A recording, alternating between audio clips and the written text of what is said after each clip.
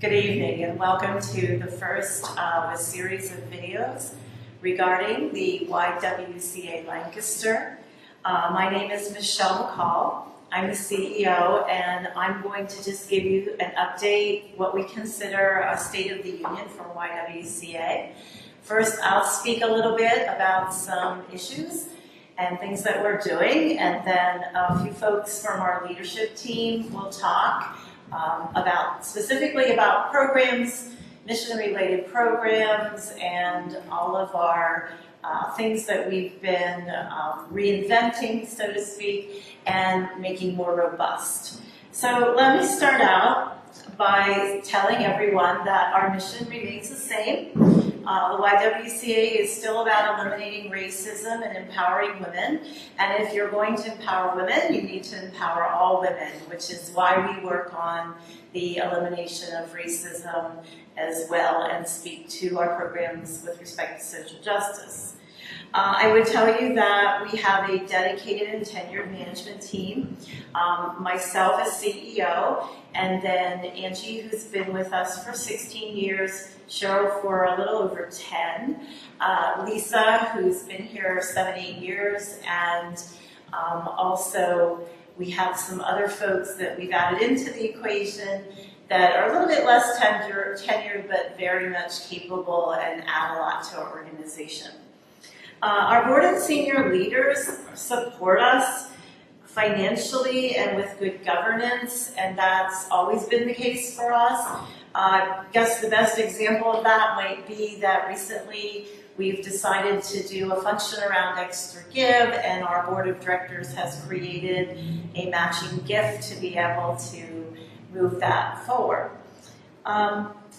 Another thing that is always interesting to people to know is, what's happening with the YWCA as it relates to its building, because, we're in this 5-story grand old lady on Orange and Lime Streets, and we have a 60,000 square foot building to maintain, which houses all of our 7 programs. So recently, we've decided to undertake a project, and we're in the design phase of it. We have a team that consists of architects, engineers, and we've done field measurements of the entire building. But what we're planning to do is move our Sexual Assault and Counseling Center off of the 3rd floor area of the building down into the ground floor where we filled our pool in, because we have a nice big space down there. We have a private entrance, and we're able to make it a little bit bigger and much more of a client-friendly space for those folks coming in for services. And then when we do that, we're also going to be taking the rest of the 3rd floor, which is now part of the 3rd floor houses 11 residents, or there are 11 housing units, and we're going to add then another 19 housing units on that floor by moving the Sexual Assault Counseling Center down to the ground floor. I would say it's important to note that YWCA has been growing. We have our 7 core programs, as we always have for quite some time. They would be housing and early childhood education, child care, social justice, parent education program, Tech Girls, a STEM program, and of course our sexual assault counseling and prevention as Lancaster County's only rape crisis center. We are currently running a brand awareness campaign to reach more people in need and encourage more financial support. You may have seen it. It's being handled by the firm Connective in Lancaster City, and you would be able to look on our website and see stories about various heroes in the community. We're really looking for the unsung heroes in the community, and that's what we do also when we honor our Women of Achievement at our luncheon. So speaking of that, we've added fundraising events and are pursuing more grants to fuel our mission. Going from fiscal year 16-17 into fiscal year 17-18, we were able to increase fundraising through this methodology about 55%. And we'd like to be able to continue to grow in our fundraising capacity. And so We are actually pursuing more grants, especially in the national corporate space and large family foundation.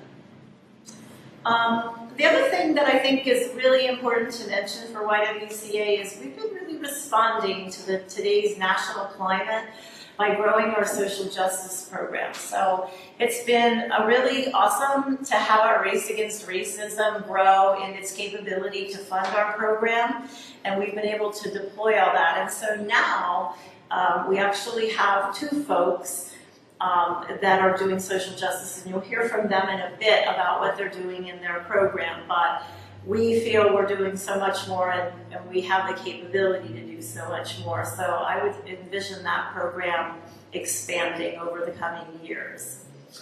And then last of all, before I turn it over to Cheryl to talk about some of our programs specifically, I'd like to let you know that our board and myself, we are engaged in a strategic planning process right now at the same time that YWCA USA is. We have hired a Pittsburgh firm as our facilitator, and we are in the middle of strategic planning. I would say we're about halfway there. We wanted a very, very high level and expansive strategic planning process. So when we put out our RFP for that, we were very careful to detail out what we were really looking for, because we wanted a strategic planning process that took time, that really looked at everything, so that when we settle into what we want to do for the next 3 to 5 years, we've really looked at it hard. And so we started this process in June of 2018, as we kicked it off then, and I expect that we'll finish probably December of 2018 into January of 2019. So I thank you for your time and attention, and at this point, I'm going to turn it over to Cheryl Garing.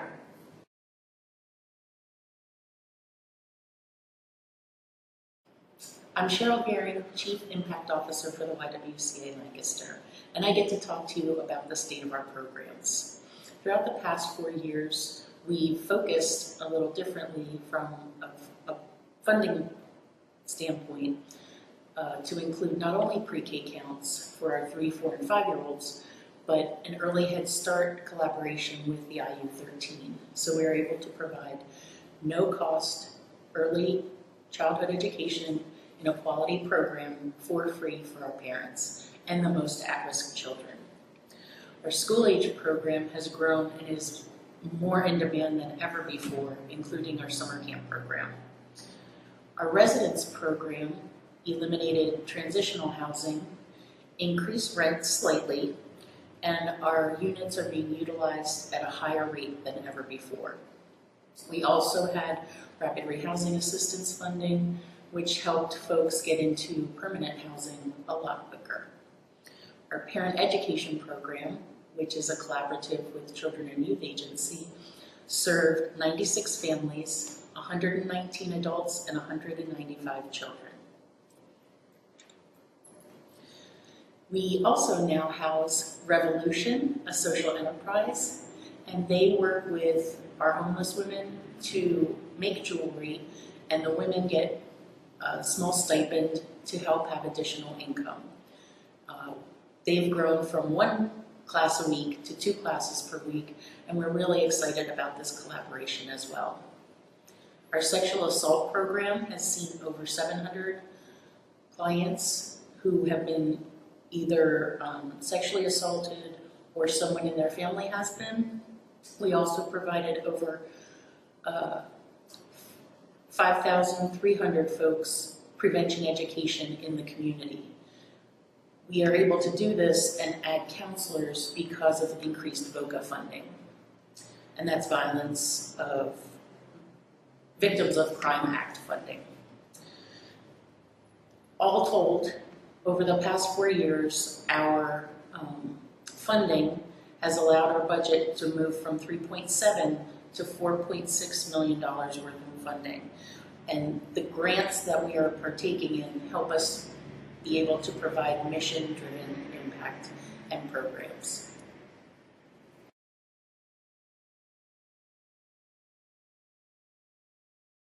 I'm Angie Lightfoot-Roth, and I'm the Chief Financial and Operating Officer for the YWCA Lancaster. When the United Way changed their funding model, a lot of people wondered, how is the YWCA going to survive? And quite honestly, I asked that question too. But we made a lot of changes to our existing programs, and we adapted really well. And actually, I think we're even stronger than we had been in the past. One of the first things we did was we closed our McCaskey Child Care Center. So that center had opened in the 1980s for teen parents, and while it served a really important purpose at that time, that center evolved over time, as did the climate for childcare. And we found that the parents of McCaskey students were not necessarily using the center to the extent that they had been, and really wasn't meeting our mission the way it had been established to do so 30-some years earlier. So the other big change that we made in childcare is that we converted our center here on Lime Street to an early Head Start center. It just happened to be, I guess, good luck that the state of Pennsylvania introduced early Head Start in the same year that we lost our United Way funding. So most people are familiar with Head Start, which serves preschool-age children, but research was showing that 3-4 years old, that's really too late to provide intervention for children who are very at high risk due to poverty, disabilities, and other reasons that could keep them from succeeding when they enter school, when they go to kindergarten. So the Early Head Start program really allowed us to do a lot of great work, both here in our facility physically as well as with the children. We received over $100,000 to do renovations to our classrooms. They look fantastic, and if you haven't been here to tour the building, I would encourage you to do that. The funding for Early Head Start also allows us to maintain very low ratios in the classroom, and extra services to children such as vision screenings, hearing screenings, visits at home with the parents to discuss the children's developmental milestones, and really make sure we get those early interventions when kids aren't developing the way they're supposed to be. So we're really serving a very high need population, and all the kids in Early Head Start are at or below the poverty level. So that's one way we've made our child care center even more focused on the YWCA mission. And our residents, that's another area where we lost a significant amount of funding. The reason for that is that the model at the national level has converted from one of providing transitional housing to providing long-term permanent housing immediately. They call it the housing first model. Because when you have issues such as substance abuse or unemployment or mental health struggles, it's really hard to overcome those struggles if you're worried about where you're going to be living from one day to the next. So the theory is to find housing first and then worry about solving your other troubles. So they stopped funding transitional housing altogether, and really, since what they wanted was permanent housing, we said, well, then let's offer permanent housing. We didn't know if there would be a market for it, if people would want to rent our rooms at fair market rent, and it turns out that absolutely, there's a huge need for it. So we have 37 rooms altogether. 12 of those rooms had already been converted to Section 8 permanent housing. 6 rooms are set aside as emergency housing, and they are funded through some various federal grants to cover immediate short-term needs until we get someone into permanent housing. And then the remainder of our rooms are available for long-term rentals.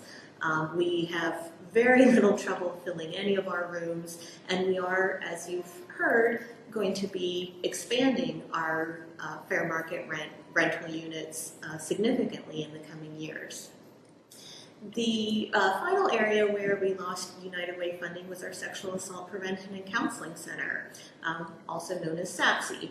So we, again, just kind of got lucky there and that the Victims of Crime Act funding greatly expanded around the same time the United Way funds were lost. So there had been a cap on how much of that funding could be distributed, and that cap was raised, and we got significantly more funding from that program, as well as from an additional Victims of Crime Act, we call it VOCA, an additional VOCA grant geared specifically at serving high-risk populations or underserved populations, those people who may not just may not access our services due to things like language barriers, or populations that may just think that, well, sexual assault services, YWCA, oh, that's probably just for women. So we're doing much more with serving people speaking various languages, including some clients who communicate via sign language, as well as some great outreach to the Spanish-speaking population, the LGBTQ population. So we're really expanding those services beyond kind of what people think is the traditional or sort of stereotypical victim of sexual assault, because we know there's no such thing. It affects people across all types of populations. So I guess you could say in some ways we just got really lucky, but we, financially, we have absolutely come to grow and thrive despite a really significant loss of funding. So thank you. I hope that solves some of the questions that people have been asking, and we look forward to seeing you around the YW.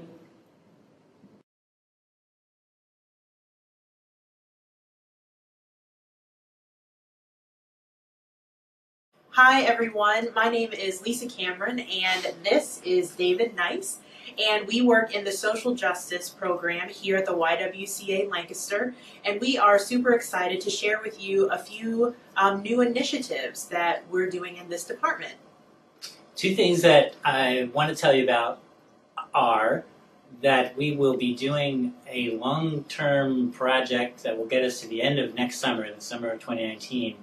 And it will produce, we hope, at least a dozen or so trained, certified facilitators who can help us carry out social justice training and facilitation, maybe interventions in the community.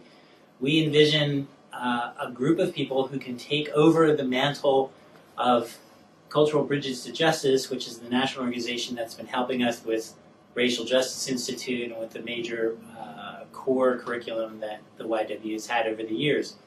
The other thing that Lisa and I have been doing is starting to work with client organizations, some nonprofit, some for-profit, and we are helping those organizations work their plans on diversity and inclusion, and it's been going pretty well.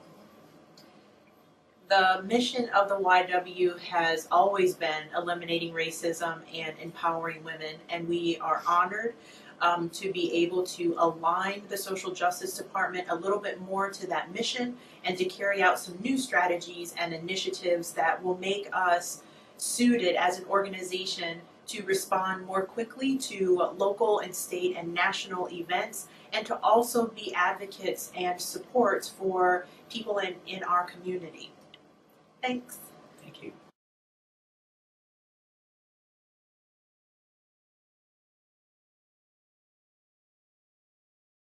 Hi, I'd like to thank Angie and Lisa and Cheryl and David for their informative updates.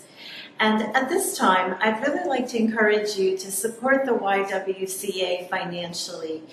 We are a wonderful organization that is well managed and that provides close to 14,000 nights of a peaceful and safe place for so many people to be. And I would really, really appreciate your support.